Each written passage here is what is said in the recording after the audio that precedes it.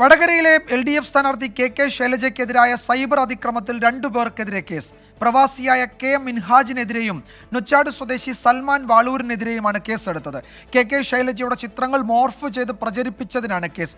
കലാപശ്രമത്തിനും police കേസെടുത്തിട്ടുണ്ട്. അതേസമയം KK ശൈലജയ്ക്കെതിരായ cyber അതിക്രമം ശുദ്ധ തെമ്മാടിത്തമെന്ന് മുഖ്യമന്ത്രി പിണറായി വിജയൻ പറഞ്ഞു. കോൺഗ്രസിന്റെ മുതിർന്ന നേതാക്കൾ ഇടപെട്ടത് തിരുത്തണമെന്നും മുഖ്യമന്ത്രി ആവശ്യപ്പെട്ടു. വടകരയിൽ LDF വിജയം ഉറപ്പിച്ചതോടെയാണ് KK ശൈലജയ്ക്കെതിരെ നവമാധ്യമങ്ങൾ വഴിയുള്ള വ്യാജ പ്രചാരണങ്ങളെന്ന് CPM ജനറൽ സെക്രട്ടറി സീതാറാം യെച്ചൂരിയും പ്രതികരിച്ചു.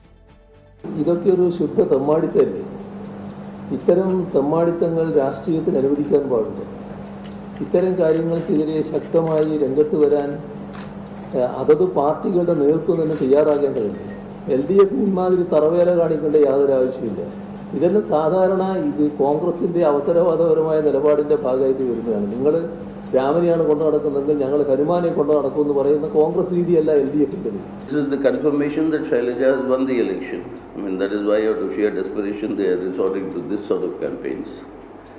Now, but that the level of campaigning which we think should be a decorum should be maintained by all means.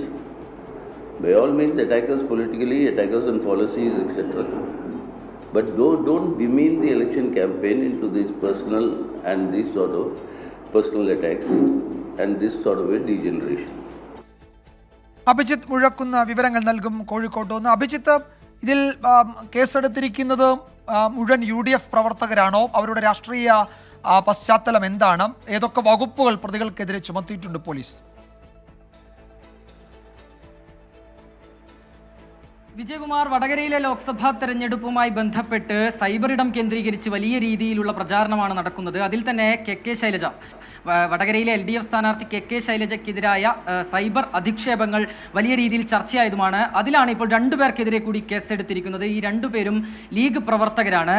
അതിലൊന്ന് ഈ ശൈലജയുടെ ചിത്രങ്ങൾ മോർഫ് ചെയ്ത് പ്രചരിപ്പിച്ചതിനാണ് പ്രവാസിയായ ഒരാൾക്കെതിരെ കേസെടുത്തിരിക്കുന്നത്. അയാളുടെ പേര് KM മിൻഹാജി എന്നാണ്. ഒപ്പം തന്നെ നൊച്ചാട് സ്വദേശിയായ അയാൾക്കെതിരെ സൽമാൻ വാളൂർ എന്നാണ് പേര്. ഇയാൾക്കെതിരെയും നിലവിൽ പേരാമ്പ്ര പോലീസ് കേസെടുത്തിട്ടുണ്ട്. ഇത്തരത്തിൽ കഴിഞ്ഞ ദിവസം 2 പേർക്കെതിരെ കൂടി പോലീസ് കേസെടുത്തിരുന്നു. ശരിയായ രീതിയിലുള്ള ഈ അധിക്ഷേപങ്ങൾക്കെതിരെ കേസ് അടക്കമുള്ള നടപടികളുമായി മുന്നോട്ട് പോവുകയാണ് പോലീസ്. കലാപാഹ്വാനം ഉൾപ്പെടെ ചേർത്താണ് കേസെടുത്തിരിക്കുന്നത്. ഈ ചിത്രങ്ങൾ മോർഫ് ചെയ്ത് പ്രചരിപ്പിക്കുക, ഒപ്പം തന്നെ വീഡിയോ ദൃശ്യങ്ങൾ തെറ്റായ രീതിയിൽ പ്രചരിപ്പിക്കുക തുടങ്ങിയവയാണ് ഇവർക്കെതിരായ പരാതി. അതിലാണ് നിലവിൽ കേസും എടുത്തിരിക്കുന്നത്. ഏതായാലും ഇക്കാര്യങ്ങളെല്ലാം തന്നെ UDF-നെതിരായ പ്രചാരണ ആയുധമാക്കുകയാണ് LDF. അക്കാര്യത്തിൽ മുഖ്യമന്ത്രി തന്നെ നേരിട്ട് ഒരു പ്രസ്താവന നടത്തിയിട്ടുണ്ട്. ശുദ്ധ തെമ്മാടിത്തരമാണ് നടക്കുന്നത് എന്നതടക്കമുള്ള പ്രസ്താവനകൾ LDF നേതാക്കളുടെ ഭാഗത്തു നിന്ന് വരുന്നു.